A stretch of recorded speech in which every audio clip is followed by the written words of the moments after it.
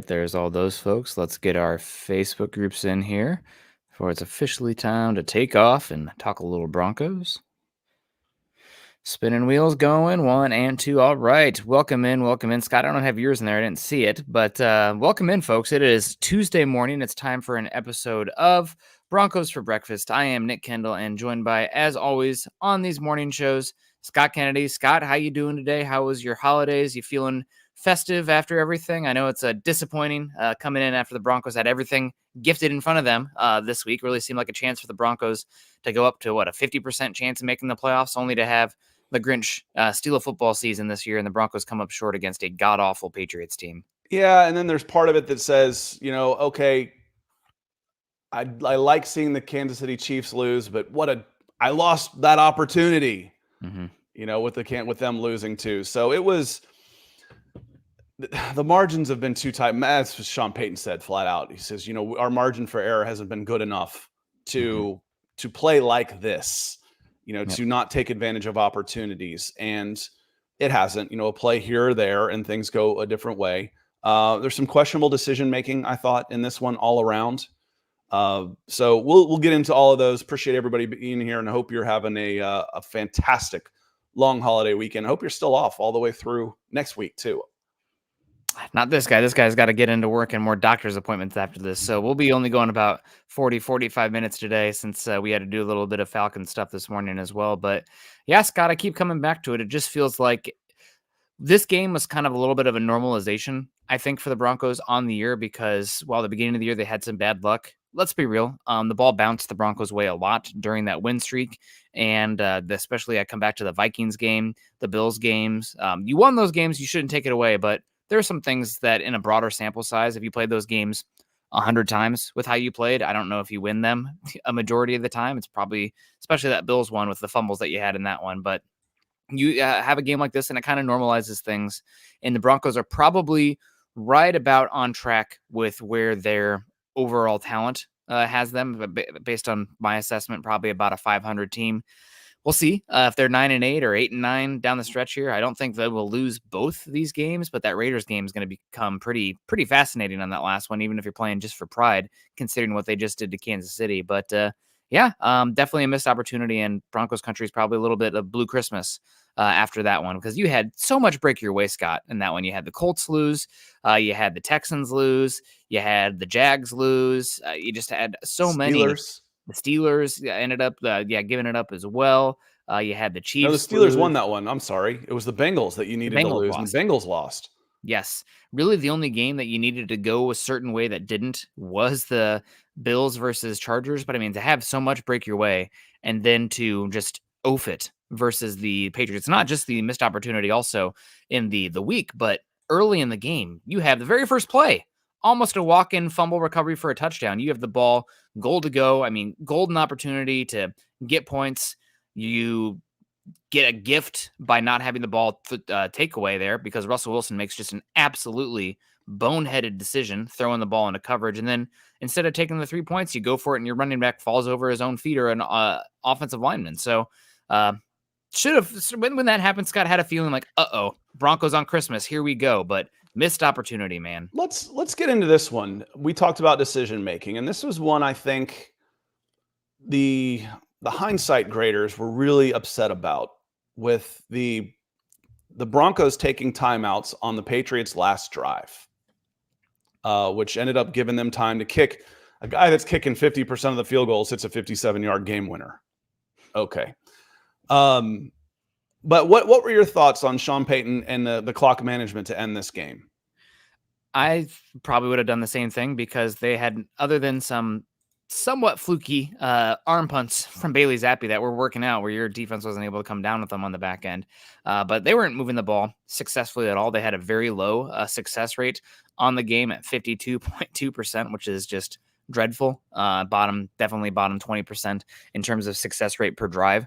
So I thought overall that I didn't mind the aggressiveness to try to get the ball back. And you live by the sword, you die by the sword with that one. Sometimes it's easy to say in hindsight. My hindsight, what WTF moment for me was going for it on that fourth down early when I did not really respect this Patriots offense that much. Maybe I should have more than I did, but I thought that, 3 points there would have been huge. And looking at the game plays out totally different probably if you have those 3 points. But I don't know, really not taking advantage of the first 2 drives, not getting a single first down, and giving the ball back when you had plus field position both times. I mean, you're off the wrong track right away. And I don't know if that's play calling. I don't know if that's execution, but not good enough all around. And I know that's a good Patriots defense, but when you are in plus territory and your defense gifts you plus territory, you better damn well walk away with some points. And to goose egg it, unacceptable. I agree with you on both of those, actually. And Michael, I know in Broncos country, I know this was a lot of questions about the way, you took those field goals at the end. One, the Patriots weren't moving the ball very well. You get that ball back, you got a chance to go kick the game winner. You've got that you do it. And I think I like your chances there. You do it after a stop. You don't do it 1st and 10. And then they just happen to hit a long 3rd down play, which they hadn't been very successful at. So I was okay with the clock management at the end. I was not okay with the play calling on that first drive from the 9 that you came away with 0 points. It was run stuff, almost intercepted, I think, if I remember correctly on that one. But it was a pass play that did nowhere. Fourth and goal from the 5. And then it was just kind of a blah run up the middle again. So I didn't want to go for it there anyway. But then the play call on a 4th and goal from the 5, you got to have to trick somebody. Mm-hmm. And usually you got to have a pretty good passing game to do it. But I agree with you. The Patriots will look for reasons to stop playing when you're 3-11. Give them one. Mm-hmm. They fumbled the ball away. Oh, God, here we are on the road again. Let's just not get embarrassed. Take the points, man. It got weird in the 3rd quarter. But this is a team that I was like, this at the beginning of the game, I said, this 9-6 might be the final of this game. And like I said, then it got weird with some of the turnovers and stuff and one good drive from the Patriots. But take the points. That was the bigger one for me. And thanks for the super chat, Michael, and all the support that you show Nick and I. Says, good morning, Nick and Scott on Broncos for breakfast, and go Broncos. To you as well, my friend. Thank you so much. Addison coming in with a super sticker, kicking us off before we even went live. Thank you, Addison. Mark Schrader as well. He's coming in from Texas. Hopefully it's drier there. I think we got all your wet here in the Southeast, Mark. He says, good morning, Nick and Scott. Good morning to you as well. And then Ty Y coming in. He says, Nick, thanks for coming on. Nonetheless, rhymes with orange and blue 2 weeks ago.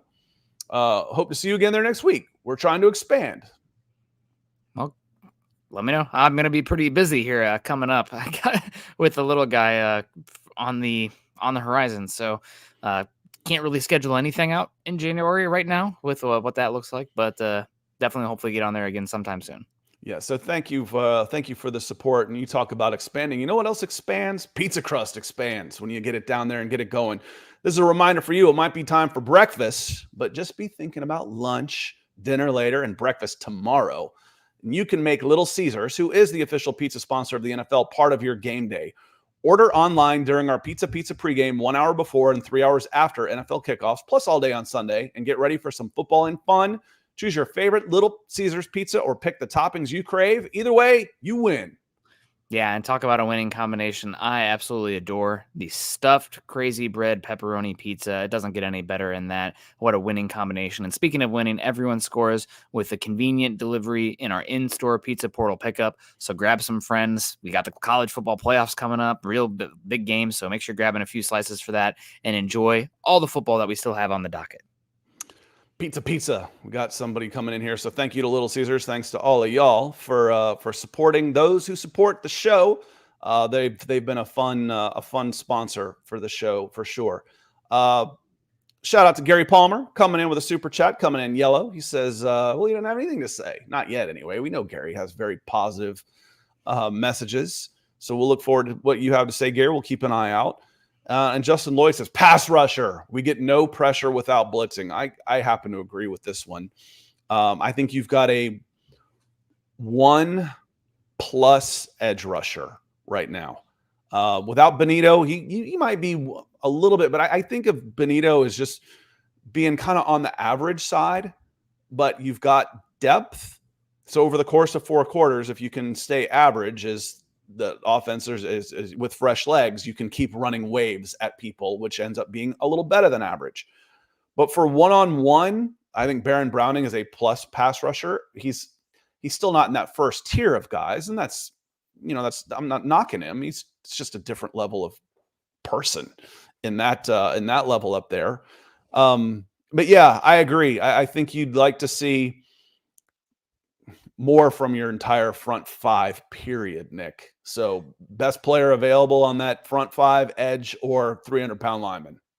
And I think that was a big reason for a lot of the explosives that you gave up in this game. Did want to give a shout out to Bailey Zappi, for hitting some of those explosives down the field. But it felt like they were all pretty well timed with when the Broncos sent extra bodies and couldn't have as many eyes on the football. They were taking calculated shots and came down with them more times than not. But why is that happening? It's because you don't trust your front four to get there without blitzing. So that is definitely an area the Broncos need to address this offseason. I mean, in the entire front seven, Scott, the only player that I would probably categorize as a plus player that has potential Pro Bowl ability right now, I probably would say it's Zach Allen, and that's it. I think Browning, talented player, but way too inconsistent right now. Benito is a very niche role player, which you love to have guys like that when you can throw rotations, but you can't get home without blitzing. Broncos have been one of the heaviest first and second down blitz rates teams in the NFL. And I don't know, it hasn't hit the same as what we've seen with like Brian Flores with the Vikings, even though they kind of got it taken to them by a good Lions team this week. But yeah, pass rusher is certainly trying up to there stop the run. You've been forced to go really, really light. Yeah. I think Jonathan Harris had like 12 snaps, which is where he should be. But who are you putting in for him, Nick? DJ Jones. 250-pound edge rushers. Yeah. DJ Jones did have a good game in the role this week. They had a pretty good pressure. I thought I was actually one of his better games. Granted, the Patriots' offensive line is horrible, but thought it was an overall good game. But yeah, pass rusher. Scott, if you're asking me right now, and I always like to do this because quarterback is such an entirely different beast that I almost want to put it in its own box before evaluating it. But outside of quarterback, I think edge rusher is probably your number one most likely spot you are attacking in the draft because you're not getting home with 4. 2 of your top 3 are going to be free agents after next year. And it's a position where you're picking, let's say, 10 to 16 in the draft. There's probably going to be an edge that makes sense there. So if I was a betting man right now, if it's not quarterback, I'd probably put money on edge. Yeah, I agree with you. Depending on, what you like in the draft, there's enough needs everywhere that you can truly go, as we say, best prospect available in there. But there should be a guy at a premium position because you need another corner. You need offensive tackles, a sneaky need in there too. And then you mentioned big guys. DJ Jones right now is a cap casualty next year. Without a doubt. Yeah. I mean, so now you're down to who are my 275 plus linemen? Zach Allen. End of. I'm done. Yeah. I got to rebuild my defensive line because you're running Mike Purcell out there, who got as many snaps as he's had all year. He's a strange one, Nick. I know you talk about him hitting the ground a lot. I thought he was okay. Play going on. There was a play. Running back goes right tackle and got stuffed and bounces it back to try and come back up the middle. And Mike Purcell has his back to the back to the line of scrimmage with his hands up in the air looking at the ref. You don't see that happen in the middle of the trenches during a play. You'll see that as a quarterback breaks contain and a guy will throw his arms up like I'm being held. Mm-hmm. The running back almost ran right into him. Oh my God. Yeah. It's frustrating, no doubt. They just need bodies on the defensive line. I don't know if it was this show, Scott, or the show before with the Falcons, but talk about waves. You look at the best defenses right now, and I think people don't appreciate it enough. They just look at the starters. It's not like your offensive line or your cornerback spot or anything. You need to look at your 2 deep on your defensive line right now. And when you get to the Broncos' second wave, I mean, it is who? I mean, this not to be completely disrespectful, but again, how many episodes can we harp on that? I feel like we have to.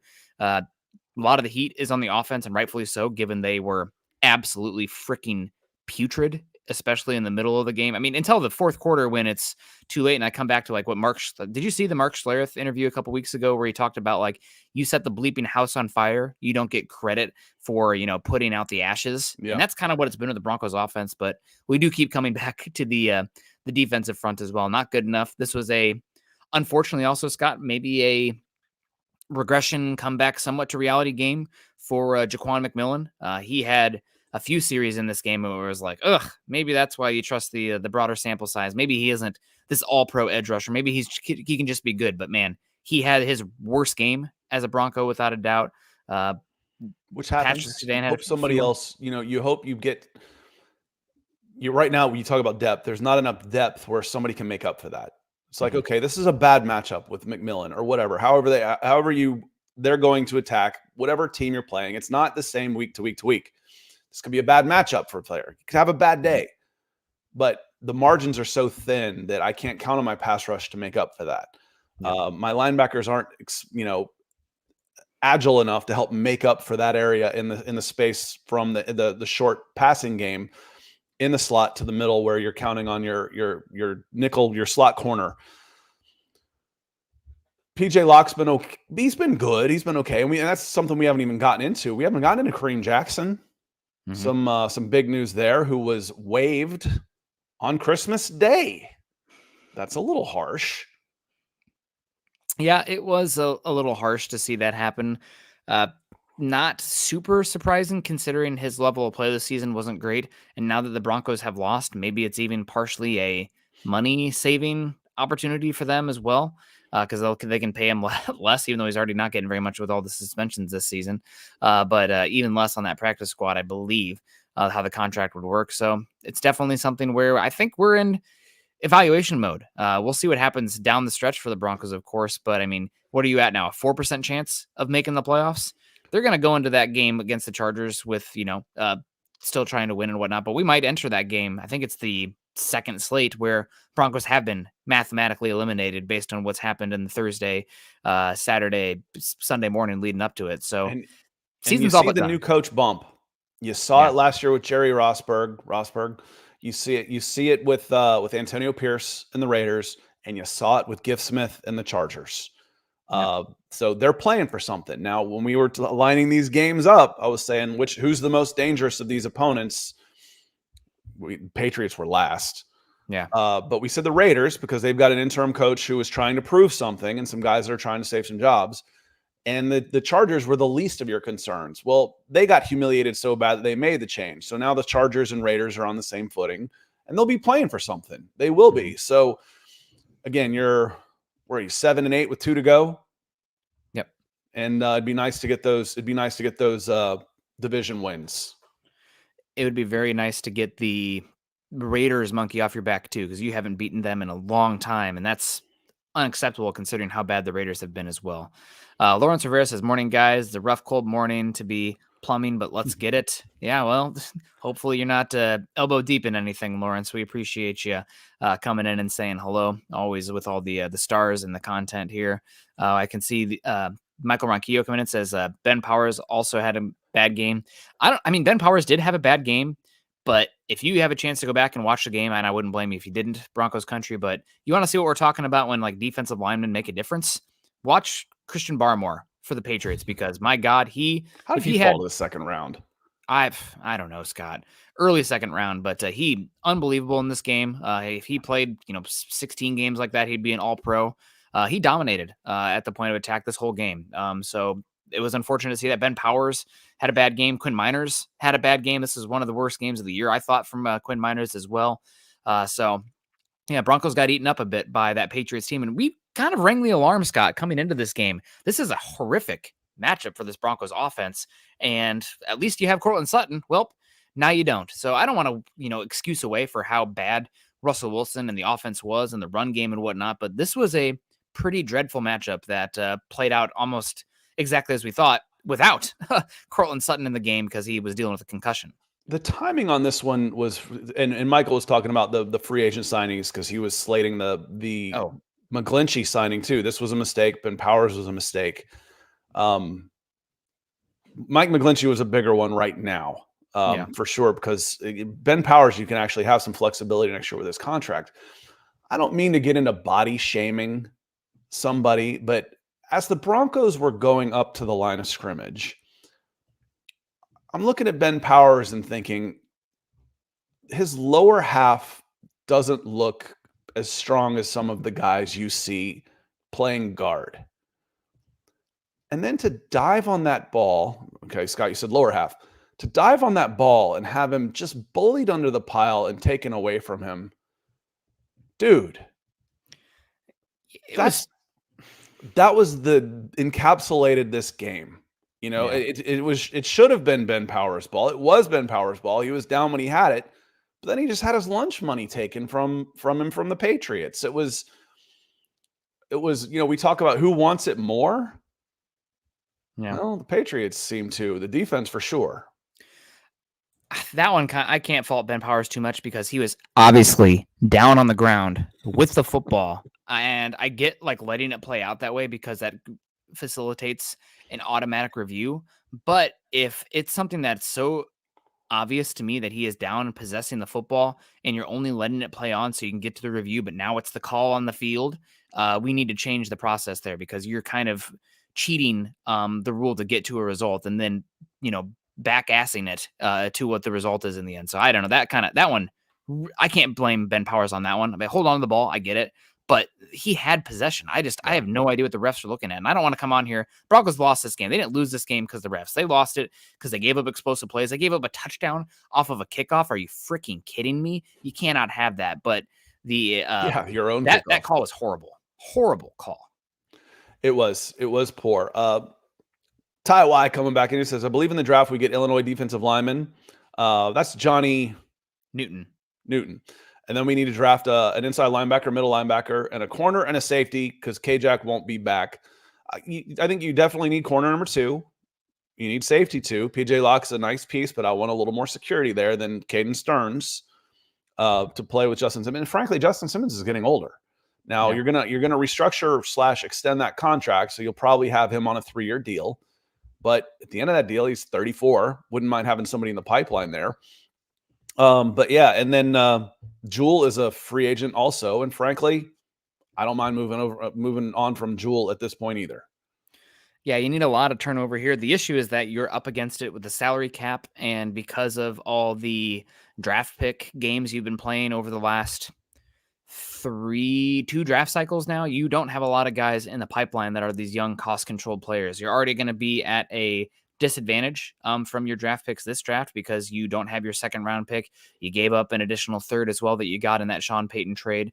And you might have a dead cap hit coming for the quarterback here soon too. So it might be some thin years as far as resources coming up here. Maybe the Broncos can, play above that. We'll see. Maybe they hit at a good rate with some of that, but things are interesting right now because you do not have a bonus of flexibility and resources where you can rebuild this team and remake it quickly.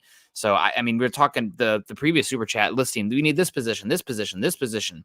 You have 2 picks in the top 100 and you're in the red in salary cap right now. Now you do have ways to get out of that, but you're not going to be a team that's in those graphs when it comes to like draft picks and salary cap this season where you're positive in both. You're closer to the bottom in both of those. So it's a not a dangerous spot to be, but it's definitely a precarious one for the Broncos. Yeah, you're not the most intriguing team in the NFL with the ability to remake your roster. Yeah, and a lot of these guys you have, I mean, you're going to need guys who are already here to step up. You talk about cornerback, it might be as simple as, cheap Fabian Moreau option versus Riley Moss versus Damari Mathis again. Mm-hmm. Good luck. I mean, but there's going to have to be some spots on the roster where it's going to be that because you don't have first-round pick after first-round pick and ample cap space. Internal options in the defensive backfield, Riley Moss, you're expecting him to step up. Yeah. You are. Because this was a redshirt year. There's no guarantee. Caden Stearns, you hope gets healthy, but you've got PJ Locke there now that is a proven NFL player. He's a free agent. Good call. Sorry about that. Yeah. PJ Locke's a free agent. He might get paid. I can't go into this with Caden Stearns and Kareem Jackson again. I can't. Maybe it'll be Riley Moss. You get what you get when you go with a guy who hasn't played because of injury and an old dude. Yep. But do you think Elliot says, do you think we'll go after a cornerback in the draft? Yes, I do. Now it might be day 3 and you bank on a guy that runs a 4.3, but his film isn't great. Yeah. Or you bank on a guy that runs a 4.65 whose film is great. That sliding scale I like to use, where the very top guys are the ones that play great and have great measurables. It comes back down here. The ones that have one or the other end up day 3 picks. Yeah, but those kind of guys. So you've got to bet on trade. Frankly, in either one, you take a chance. You want Drew Sanders to take that next step. Those are guys you're counting on. Caden Stearns to be healthy. Where you don't have anybody in the pipeline is on that defensive line. Yeah. I mean, you had hoped for Owazurike, but he's, out now with the whole Iowa State betting scandal thing. Matt Hennessy, I can never get it right, Scott. The Wisconsin. You've got Henningsen. Henningsen. There we go. Hennessy. The cognac, Matt Hennessy, is in Atlanta. Yes. That's another spot too that you're questionable. But yeah, this Broncos team. Thankfully, the guy I've forgotten, I've been able to erase. Mike Pennell is now with Kansas City. I saw him make a play yesterday. I'm like, good. Thank God I don't have to talk about him anymore. Mike Pennell, Mike Purcell, both nose guards. Nope, too hard. Nope. They're just copying. We're in the Matrix, no doubt. But yeah, cornerback's very much a possibility in the draft. I mean, we're kind of going over. We've really started to enter evaluation mode, haven't we, Scott? But going over the roster, I mean, it's just like, yeah, you go here. Yeah, you could go here. Yeah, you could go here. It really is going to be, I think, outside the quarterback. Again, we'll put that in a different box because it always has to be a different conversation, given the value and what it means when you do draft a quarterback. But really, you could go at almost any single value position in the first round, and it would make sense. Cornerback, you bet. Get somebody opposite Surtain, whether it be Kool-Aid McKinstry, Cooper DeJean, Nate Wiggins, makes sense. Edge rusher, 2 of your top 3 are gone after 2024. We'll see what happens with Nick Benito. You need guys there. Defensive tackle. Not a good defensive tackle class, guys. I don't know about using a top 12 pick on a defensive tackle on this one, but Johnny Newton, end of the first round, mid first round, sure. Wide receiver. We haven't even talked about that, Scott. I mean, Marvin Mims, he looks like kind of a one-trick pony right now who's a auxiliary piece. You talk about guys needing to step up next season. Marvin Mims needs to become much more than just a fly route. You're going to run a 9 every play. Can't do that in the NFL. So you need more from him. Wide receiver jet sweep / screenplay, which is going to get you killed. Yeah, you need so much more from him if he's going to be a factor in the offense that isn't ornamental. Which right now all he is ornamental to your offense and your passing game. Elliot D doubled up with a super chat. He's very, very hopeful that that they beat the Raiders. Chargers are up next, though, right? Don't you finish with the Raiders? Watch for the Chargers, man. Telling you. We'll see what happens. I mean, Easton Stick, we'll they're going to play inspired. You can't. This offense isn't good enough to take anybody for granted. You just prove that against the Patriots. It's one of those ones. How many times have we said it, Scott? Every single win is played out exactly the same. The Broncos had a chance for the formula in this game. You score a touchdown on that first drive. You probably milk that game. You probably park the bus. You play conservative on the back end. You say Bailey Zappi, 12 play drive after time. If you can do that, God bless you. But because you're behind, because you have to hunt a little bit, you're giving up a little bit more explosives out there. And just really such a massive missed opportunity. We got Justin Lloyd. Devontae Parker, a 66 from PFF. Didn't it feel like he just killed the Broncos? It did. Yep. That was a Sang Bassi, saying wrong name. Jaquan McMillan, not the best game from him, no doubt. Getting postered a few times by wasn't Parker. Just him. Yeah, not just him, but he stands out a little bit. $10 Justin Lloyd says Cooper gets sacked when Browning actually does win. Russ still runs into sacks with pressure and fumbles, like 30% chance when sacked. Linebackers played run well, but cover like dog bleep. Yeah, you don't really have much sideline to sideline athleticism from the linebacker spot. I don't think it's such an issue when you can play numbers on the back end, but because you're so at getting pressure with 4 that you have to send guys. So then you have less bodies on the back end. So it makes yourself vulnerable to give up those big plays. You don't have as many 2 deep safeties. You're playing cover 3 at a higher rate and cover 1, because you're having to match that with your pressure because you can't get home with 4. I mean, it's everything feeds into itself. But I think a lot of the issues with this Broncos team start with the issues up front. And because of that, your safeties look worse. Your pass rush is worse. Your linebackers look worse.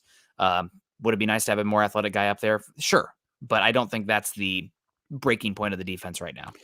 I agree 100%, and part of it is my own bias. I believe in the trenches, but again, as Nick said, it starts back to front. No, flip that around. Starts front to back to me, because you're, as you said, you're having to commit more bodies to try and stop the run. If you can't stop the run, you're dead meat. You're just dead. That's the easiest one. I'll just keep running. The easiest thing in the world to do is hand the ball off. I don't take many chances and just run. And if I'm having to commit more bodies to, if I've got Singleton and Jewell automatically going forward to try and get into gaps and stop the run where I'm light and undermanned, well, that makes me vulnerable behind them, and it puts them in a disadvantage. So I agree 100% on this one. Russell Wilson still running into sacks with pressure and fumbles. Bless it. Getting out of there. The offensive line wasn't very good, but his trust rate, let's put that one in there. His trust rate of stepping up into the pocket and staying in there and getting rid of the ball quickly is very poor. I'm sure that's an analytics somewhere. My seat of the pants analytics tells me he bails quickly. He doesn't stay, he bails, which leads to some big plays. It also leads into sacks, leads into holding penalties. It doesn't really work very well. And you know, as Nick always says, you know, I don't want my linebackers in coverage that often. That's just not what they do anymore. They're just out athleted wherever they're being counted in there. I need more from my front five. That's how we started the show, Justin. That's where I still go. Where do I go early for this team? If the corner's there and you like him better than everybody else, yes, I need a cornerback too. But man, I need 300-pound guys across that defensive line, whether it's end or tackle, and I need edge. That's my number one concern right now on the defensive side of the ball. Yeah, without a doubt. We do have to wrap up here pretty soon, unfortunately, Broncos Country, because I got to get to a baby appointment. Of course, we appreciate it, man. The super chats are flowing. Don't even know if we've gotten everybody, Scott, because we've just been kind of, free for a minute today. But I think the final question here, we got Raymond Shelby, $2. Thank you so much, Raymond. Everything now, we're looking ahead. It all is now going to be the relationship and the future with the quarterback position and Russell Wilson. We've talked about it a lot. Entering this week, I was honestly like as middle down the line as you could possibly be with whether you bring him back or not. I was 51-49. I think after this week's performance, especially when you need your quarterback to step up, I thought that, I mean, even though they were those last two drives, that 16-point comeback was amazing.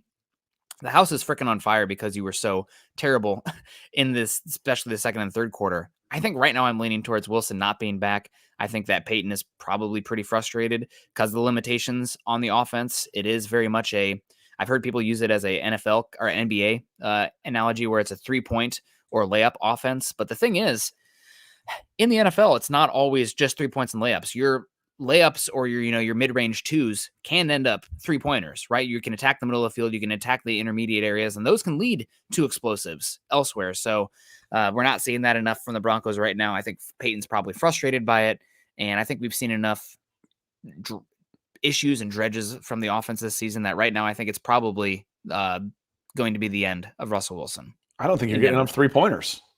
Well, that too. Yeah.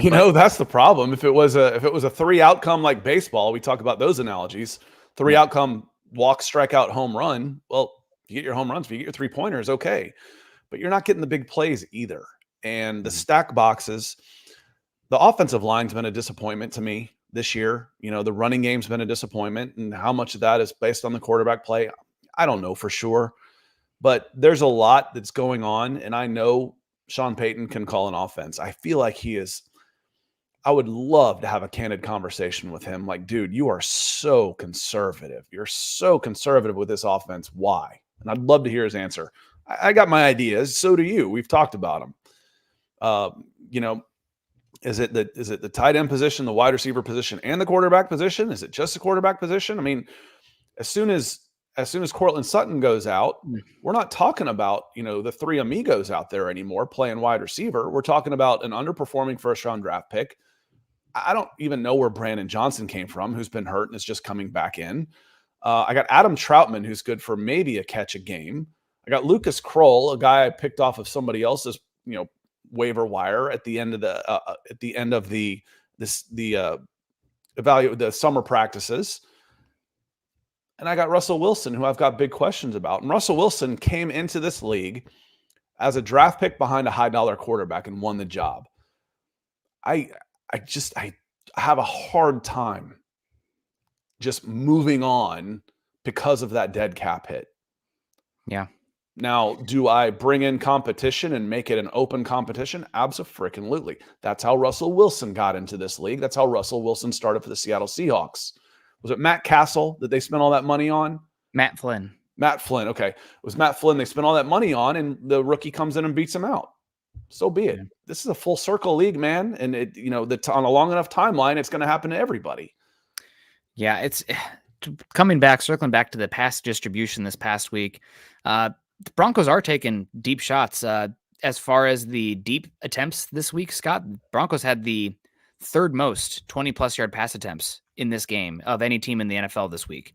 But they connected on one of them. 1 for 6 on 20-plus yarders. But you know what the Broncos did dominate in terms of where they're attacking this week?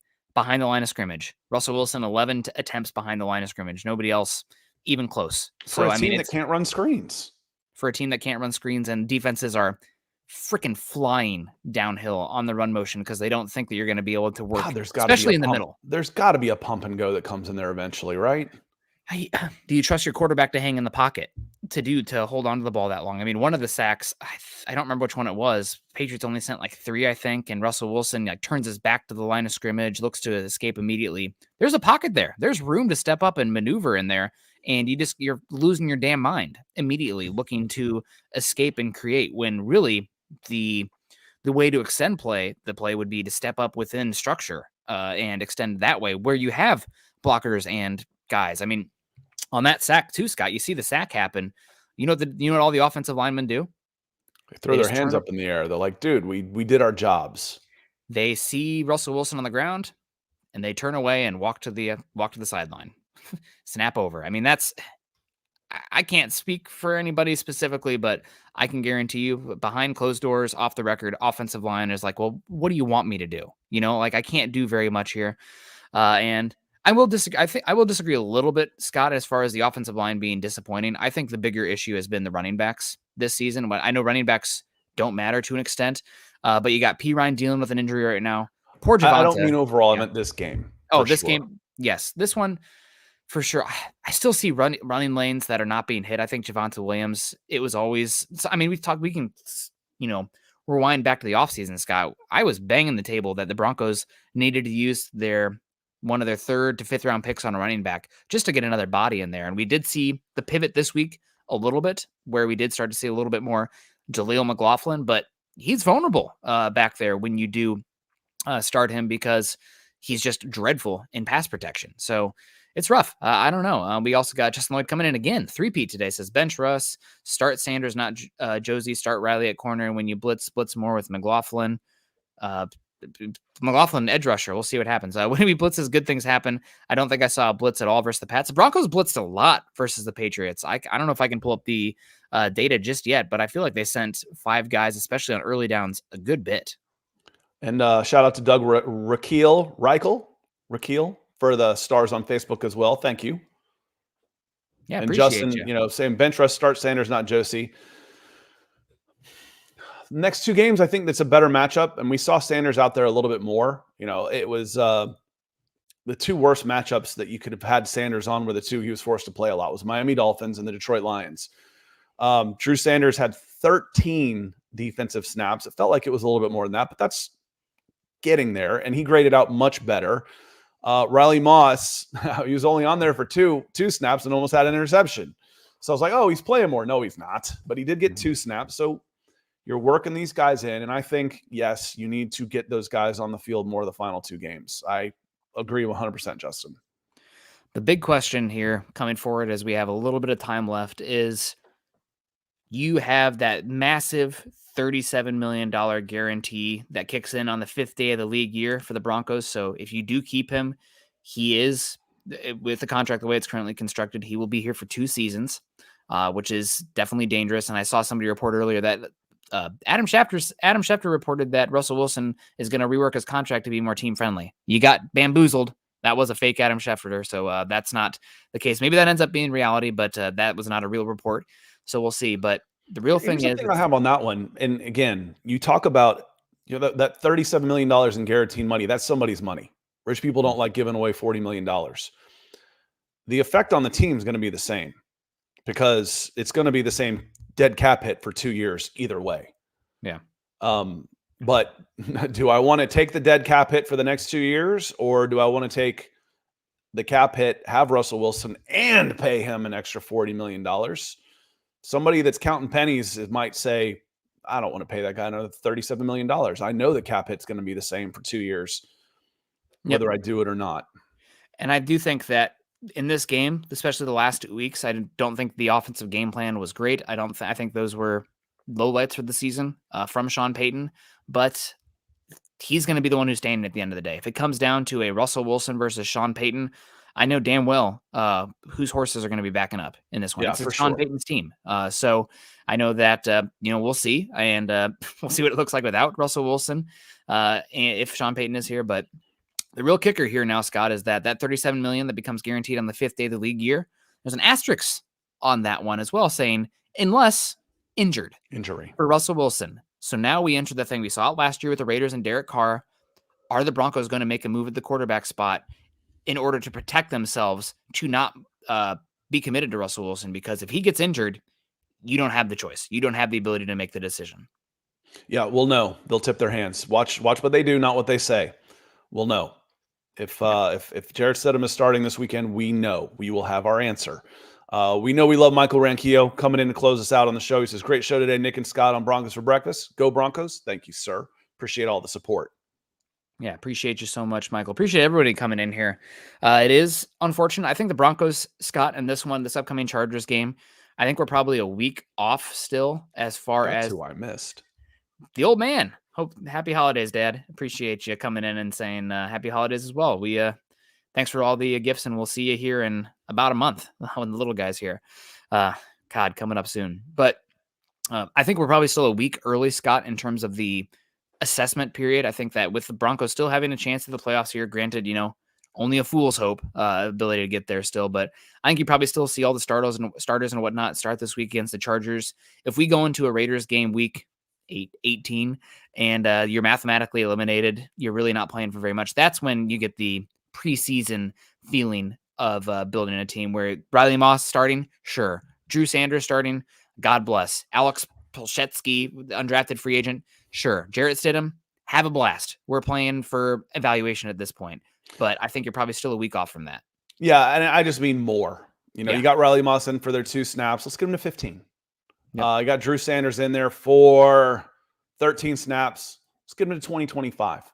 And then we'll see maybe. So again, I'm not saying necessarily start, but yeah, I want to see more from these guys over this weekend against the Chargers, and then definitely the next weekend against the Raiders. You want to see more from those guys because you're counting heavily on those guys next year. Let's get them. Let's get their feet wet a little bit. Let's get the green out from behind their ears. And also then it gives yourself a further chance to evaluate as well. Wow, Drew Sanders looks horrible at linebacker. We don't know what he's going to be. Like, this is just a hypothetical, but let's say he comes in and starts. Wow, he's way over his head. Maybe he's better next season, but last we saw, we need to come in there and at least find somebody who's viable that we could roll with if he's still swimming out there. So I think that evaluation point is coming for all these guys. I think it's still going to be a week early for all of them as far as the full on starting, just to see that. But the one I don't know about just yet is Russell Wilson because of that $37 million guarantee. We already see them moving on from Kareem Jackson. We'll see if he's back on the practice squad or not. But I don't know, Scott. I think there has been no buzz just yet. But this is the first real defining moment, I think, in a while as far as the Broncos go with Russell Wilson. If they sit him, writing's on the wall. I don't expect it to happen. We'll see. But yeah, they'll tip their hand. I don't expect them to be benched. Yep. We will see. And Doug, again, he came in with the stars earlier, following up. Says a sad thing, like Scott said back in the preseason, this was a 10-win team, and it still should have been. You're sitting at 7. You shouldn't have lost to Josh McDaniels Raiders. That was a home game, if I'm not mistaken. Yeah, you lose the Commanders at home, the Jets, and the Patriots. And the Patriots, who were 3 all home losses. those are 4. Let's say you go 3-1 in that group. You're sitting at 10 wins right now with 2 to go. So 10-6. That's where you should be. That's not a hot take. Nope. Now, maybe you get some ones that you weren't necessarily expecting. Chiefs, Bills, but you caught the Bills at the right time. You know, of all those turnover games, that one was the easiest to predict. You know, so the fumbles are a little but the Bills were giving the ball away at a crazy clip. Yep. The Detroit Lions were too, but they didn't against the Broncos. Yeah, and the one last thing I want to get to, Scott, on this is that, well, the Broncos, we said this season, 9, 10 wins, and this team is probably going to end up about there. I do feel like they are not overachieving to what their talent is they're playing right now. This looks like about a 500 team. I don't think the quarterback position is elevating guys to the extent where you're talking about a top 8 quarterback. The one thing that I do think is worth mentioning for the Broncos is that, I don't have the data on this yet. We'll see it when it comes out at the end of the season, but it does feel like this has probably been one of the healthiest Broncos teams we've seen in the last decade, and you still only finish about 500 this year. So that feels like a missed opportunity because I'm guessing when we look at the end of the season, when the games lost for starters and whatnot, Broncos will probably be in the bottom 5 to 7 in terms of the injury luck this season being a positive. So that feels like a missed opportunity. You have not had to deal with the crazy amount. I mean, God, you lose one of your top 3 wide receivers and the offense completely goes to bleep. So that's something, at least something we need to think about in the offseason as well. You've had injury luck and you're still not very good. We can do hindsight on this when we talk about injuries, because when we started making season predictions in July, I had Tim Patrick. I had high hopes for Randy Gregory. I had decent hopes for Frank Clark. Yeah. You got minus play from Randy Gregory. You got 0 from Frank Clark and Tim Patrick. And I didn't get what I was hoping to get from Jerry Jeudy either. Mm-hmm. Those are some of the key players that we were looking at the beginning of the season that haven't lived up to expectations, that are one of the reasons why you are where you are. Yeah. This team is probably about 500 for their talent right now, and that is with injury luck overall this season compared to league average. That's always important. You're always going to have injuries. It's a bleep in football, but it's a little bit worried about the long-term prospect of the talent on this team, but we'll see. They're going to have to hit the draft this one, and they're going to have to make some savvy free agent moves with limited cap space and limited draft picks. So going to be really interesting to see where the Broncos go. Overall, Scott, for as far as this game and the Patriots and the Broncos losing, I probably put the most at the feet of the coaching staff just because there was enough misexecution out there. The players have to go out there and execute at the end of the day. But, I mean, the offense just flatlining the second and third quarter, the missed opportunities early, the giving up the explosive plays to a team that couldn't do anything but hit those explosive plays from Bailey Zappi down the field. And then the turnover on special teams, 7 points right there, poof, gone. So those are the ones that stand out for me. And when there's that many things going wrong on the field, I'm going to put it mostly on the coaching staff because somebody out there should have fixed something and we didn't get any of it.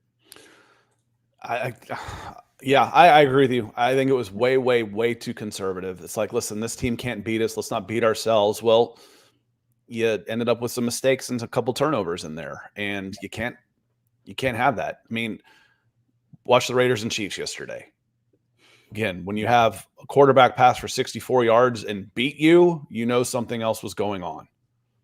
Yep, and if I did have to put this game in one moment, it would have been the fumble from Marvin Mims directly resulting in 7 points to the other team. But you also have a 6-point swing with Javonte Williams, who is probably, from a volume perspective, your most detrimental player in this game. You had where was the ball? It was on the New England 38. And you have Russell Wilson throw it -3 yards behind the line of scrimmage. Who'd have seen that coming? But then you have Javonte Williams. That's normal, though. We expect that week to week, play to play.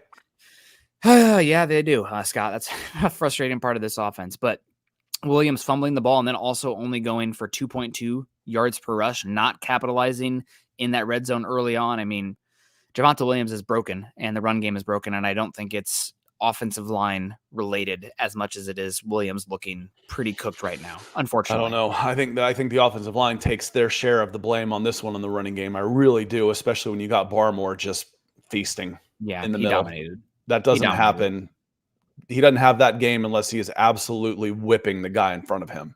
Yeah. Guys in front of him. Yep, and they play a lot of pocket crunching stuff. So, unfortunate game for the Broncos, and it's sad to see them go down like that this season. But it does seem like they are heading in the right direction. Overall, it's a team that is building, and we'll see. It's going to be an offseason in flux, no doubt, and we'll see what happens with Russell Wilson.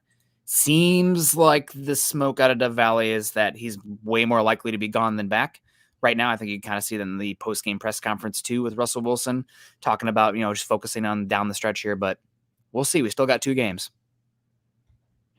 Final super chat coming in from Justin. He says, Bailey Zappi lit us up and Sam Howell lit us up. Both backups at best. Let that sink in. Sam Howell was lighting a lot of people up at the beginning for just yards. He was putting the ball in harm's way, too. Zappi and Russell Wilson had almost identical games by stats, by the numbers, but it felt like it was all compressed into just one little tiny area for Russell Wilson, where Bailey Zappi was a little bit better. But yeah, again, I don't put this one on the defense. I put this one on offense and special teams for the most part. That is the reason why you lost this game. I think based on who is out there playing, I think the defense is doing their jobs. I do not think the offense, for the investment that you have on the offense, is doing well enough. And I think the special teams was just a problem. And it hasn't been, but it was this game. Yeah. Frustrating missed opportunity, but hey, we asked for meaningful football in December and we got it. It's unfortunate that the last game of the season's probably not going to mean anything other than getting a win streak with the Raiders off, but what can you do? And we'll see what happens. And we're still going to be here and talk ball. So appreciate you guys. Make sure you're following Scott and I on Twitter. Scott is at Scout Kennedy. I'm at Nick Kendell MHH. Also follow us at Mile High Huddle. If you haven't done so yet, join us at facebook.com/Mile High Huddle and facebook.com/Mile High Huddle pod. And as the ticker says here underneath, please subscribe to our show, like the channel, and share on your social media platforms. That's going to have to wrap it up for us today, guys. We'll see what happens down the stretch. I'll be back again tonight with Carl on Building the Broncos, doing triple time for a Tuesday here. So appreciate all of you. Make sure you continue to choose kindness and compassion. Hope all of you had a good holiday. Enjoy this weird week between Christmas and New Year's. Have a great one. Go Broncos.